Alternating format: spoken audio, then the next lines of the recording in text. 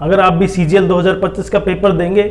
तो आपका जो सेंटर होगा वो आपके शहर के आसपास हो, तो आप चाहते हैं अगर आपका सेंटर आपके पास हो तो आपको फॉर्म अभी फिल करना होगा, क्योंकि SSC ने ये साफ नोटिफाई किया है कि आप जब फॉर्म फिल करेंगे तो उसको आपको प्रेफरेंस 3 सेंटर देने होंगे, और 3 सेंटर में अगर आपका प्रेफरेंस के बेस पर होगा, अगर आपने पहले फॉर्म फिल किया है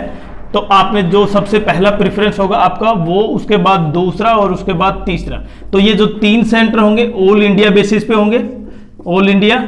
और आपको अगर अपने शहर वाला सेंटर चाहिए, मतलब जो बिल्कुल पास हो आपको, तो सबसे पहले प्रेफरेंस आपको वही डालना होगा, और उसके लिए फॉर्म आपको बहुत पहले फिल करना होगा, मतलब आज से आपको फॉर्म फिल कर देना होगा। और दूसरी बात, क्योंकि अगर आपके फॉर्म में सब कुछ सही है, जैसे मानो कोई भी करेक्शन नहीं होती है, लेकिन अगर फिर भी करेक्शन होती है पहली बार, तो उसके लिए 200 रुपए का आपकी फीस लगेगी, और अगर दूसरी बार करेक्शन करते हैं आप तो उसके लिए फीस है 500 रुपए, और वो उसके लिए कोई कैटेगरी नहीं है, मतलब ऐसा नहीं है कि कैटेगरी वाइज उनको रिबेट दे रखी है कि उसके लिए अलग से फीस लगेगी, नहीं, सबके लिए चाहे कौन सी भी कैटेगरी हो सबके लिए फीस यही है। पहली बार करेक्शन के लिए 200 रुपए, दूसरी बार 500 रुपए। लेकिन सबसे इंपॉर्टेंट यह है कि अगर आपके पास शहर के पास आप सेंटर चाहते हैं तो आपको पहले फॉर्म फिल करना होगा, मतलब पहले का मतलब वहां पर जितनी संख्या में कैंडिडेट फिल हो सकते हैं, अगर उससे आपने पहले फिल किया तो आपको वो सेंटर मिल जाएगा। और दूसरा सबसे इंपॉर्टेंट पॉइंट, क्योंकि प्रत्येक बच्चा ये चाहता है कि उसका एग्जाम 13 तारीख को ना हो, क्योंकि 13 के बाद हो, 13 अप्रैल से CGL Tier 1 के एग्जाम है, आपको भी पता है SSC ने नोटिफाई कर रखा है। तो प्रत्येक बच्चा ये चाहता है कि उसका एग्जाम 13 तारीख के आसपास ना हो,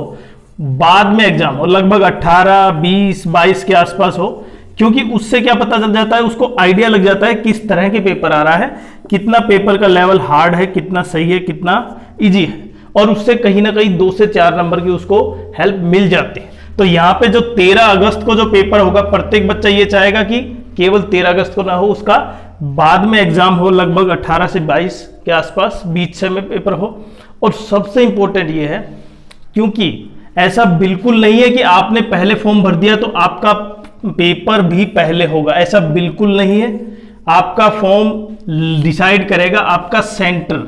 और सेंटर आपको इसलिए पास मिलेगा क्योंकि आपने उतने बच्चों ने फॉर्म नहीं भरा है उस सेंटर पर, इसलिए आप पहले थे, इसलिए आपको प्रेफरेंस दिया गया है। लेकिन अगर जैसे आप लेट हो जाते हैं तो हो सकता है पहला प्रेफरेंस आप भरना चाहे वो फिल ही नहीं कर पाएंगे ऑल इंडिया बेसिस पे। क्यों? क्योंकि वो पहले से फिल हो चुका है, कई बार दूसरा भी फिल हो जाता है। तो जब आपके पास कोई ऑप्शन नहीं बचता तो जो तीसरा बचा हुआ है जो ऑल इंडिया बेसिस पर, वही आपको मिल पाएगा। तो इसलिए सबसे पहले आप अपना फॉर्म फिल करें, और फॉर्म फिल करने के बाद उसको करेक्शन कर सकते हैं, लेकिन आपने अगर सावधानी से भरा है तो कोई करेक्शन की जरूरत नहीं।